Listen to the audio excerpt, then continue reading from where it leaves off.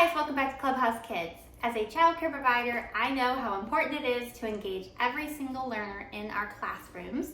That's why I created my own Grow With Me infant curriculum that I use in my home daycare.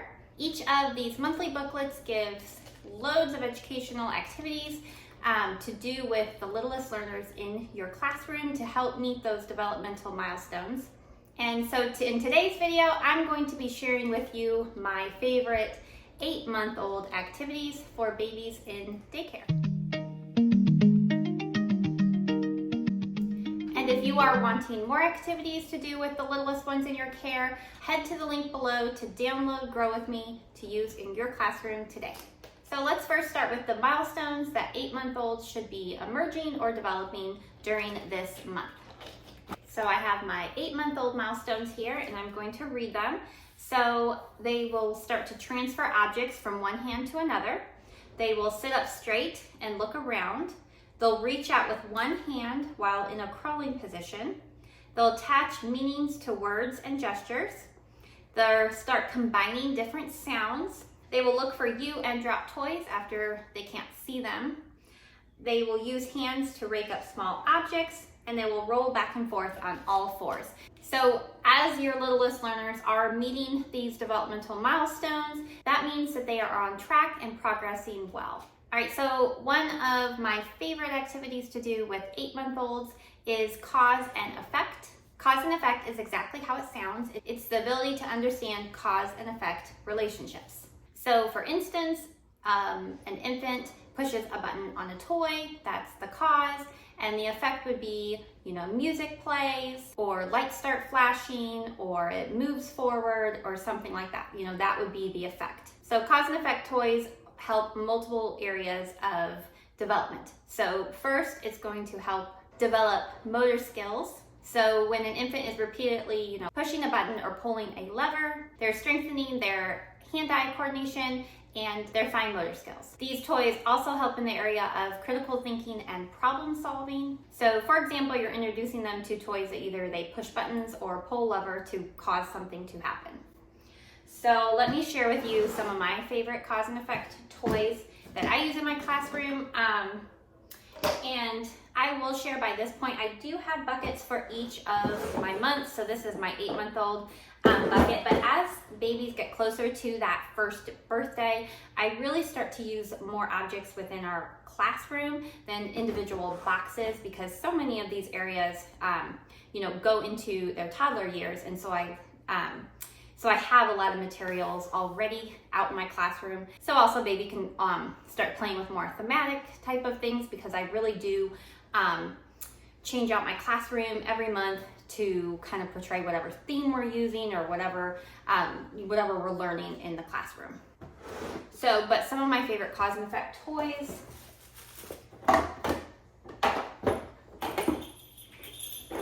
are always things that play music. So anything that baby can hold on to, and then as they shake, it's going to make sound. This little bug is always a favorite.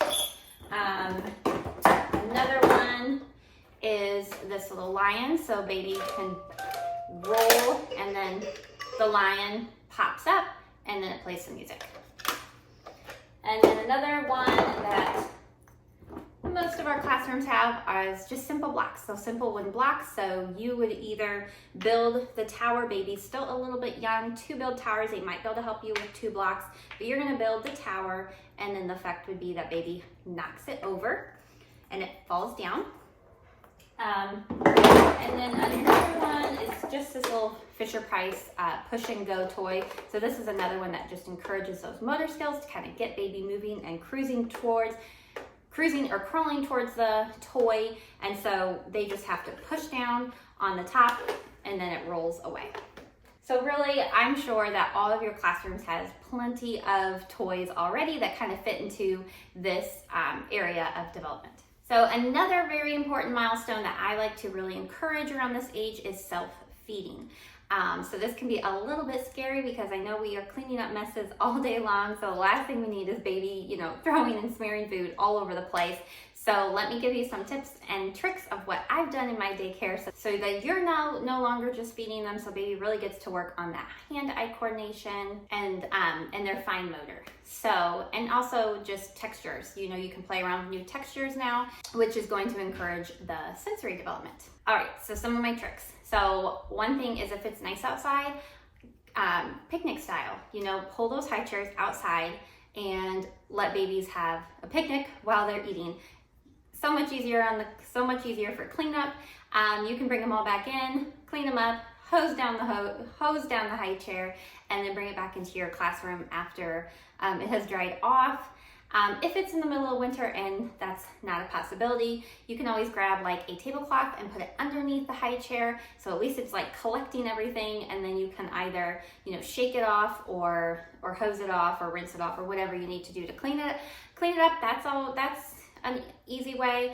Another thing is I usually strip babies down to their diapers at this age while they're eating. It just makes cleaning them up easier, because after lunch we usually go straight to, you know, diaper changes and nap anyway. So I'll just, you know, dress them again after I change their diaper and get them off to their afternoon nap. And then also just being really aware when you're picking out products for your classroom. Look at those high chairs. If it has a lot of pieces with it or a lot of crevices or areas that you know that food is going to get into, don't buy that one, because you are going to have multiple children using this equipment. You are better off finding one like, my favorite ones are just like the toddler tables, the daycare tables that have like individual high chairs in them. I love those. I've used those for years because you can pop the seat part off of the table. You can hose that off, clean off the table. It's just like a regular, you know, tabletop surface. There's no crevices or anything that stuff's gonna get stuck into. My second favorite is an IKEA high chair. This is the same way. There's like no crevices. It's just a simple base of a high chair. So that is really, really going to help keep your sanity, is keeping those high chairs simple. Anything with fabric or removable pieces that have to be washed or anything like that, just say no. So another activity that 8-month-old babies love is dump and fill activities.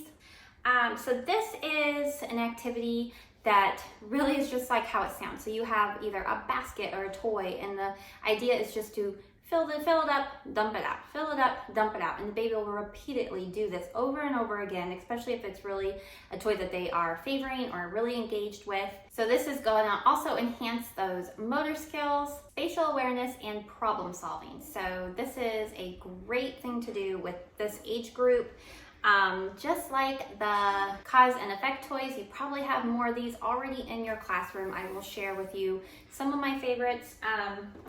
So just like you can make the towers with these blocks, another great thing to do is just get a little basket, fill them up with these blocks, and baby will have a heyday just dumping them out, putting them back in, dumping them out, putting them back in. This is always a classroom favorite. Another toy is this little like tissue box here, and it's just full of a bunch of different like crinkly papers, and baby just loves to pull them all out, and then we stuff them back in, and then they pull them back out and they stuff them back in. This is another great dump and fill toy. So I'm sure if you look around your classroom, you're going to be like, oh, that would be a great dump and go activity. That would be a great dump and go activity. This is also a really easy one to theme with your classroom. So you can just have a little basket with just some of the theme toys in there that are small enough that baby can work on, you know, grasp and release and all that. And they're just continually dumping it out and putting it back in. This is also a great one to pull out the shape sorter. So if baby's not quite using shape sorter yet, but just wants to use it as like just a dump and fill activity, those are great to use as well. So these are my favorite activities to do with 8-month-olds, but be sure to check out my entire 8-month-old booklet. It has so many more things in here, activities in all different areas of development. And then I have some extensions, and then I have some of my favorite toys that I use in my classroom. Don't feel like this is a shopping list. Really, you just kind of want to more get areas within these categories, and guaranteed you probably have 99% of them already in your classroom. So don't go spending a lot of money on new toys and products for your classrooms. It's just not needed. So before I end this activity, I do want to talk about one more thing, and that is separation anxiety. So it is completely normal to start seeing separation anxiety with this age group around 8 months. So this is really baby's gonna come to your house in care. They might start crying, they might be clinging to their parents, something that they really have never done before.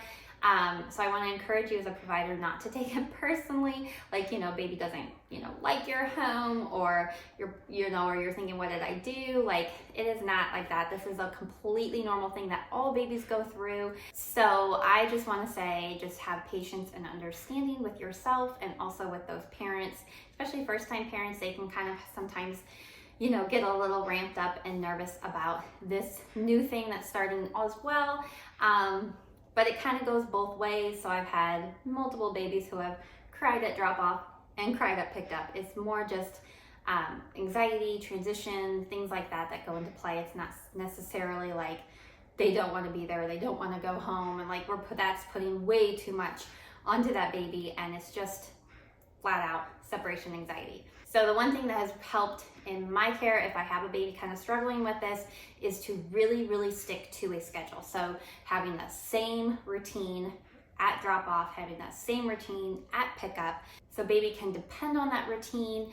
And once you kind of once mom and dad walk in the door to either drop off or pick up, you start doing the same thing. Baby's kind of starts realizing what's going on, and that is going to 100% just help ease baby out of this separation anxiety area. Now, if you have a baby who is just starting into your care around this month, just as well be patient with yourself. Maybe find some materials for mom and dad to kind of go over what separation anxiety is and what it can look like, just to help everybody feel comfortable. Just be patient. This does get better with age. It's just one of those things, just like when they were little, where they were just more fussy and you were just, having a baby wear them and all the time. And this is just one more thing that, this is age appropriate, something they go through at 8 months.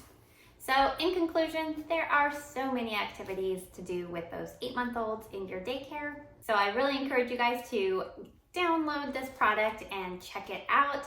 If you are wanting more videos like this one, head over to my Grow With Me playlist, where you will find videos for each one of baby's first year in daycare, and you can get a booklet for every single one of those months. I have put so much research and time into this. It really does work. I have absolutely love this program. I have used Grow With Me in my daycare for at least 12, 13 years. I recently updated it in the last year and a half, just with some new products, and just gave it a refresh. But the idea of Grow With Me I have used for multiple years, and I know that it works really, really well. So thanks for tuning in, guys, and I'll see you in my next video. Bye.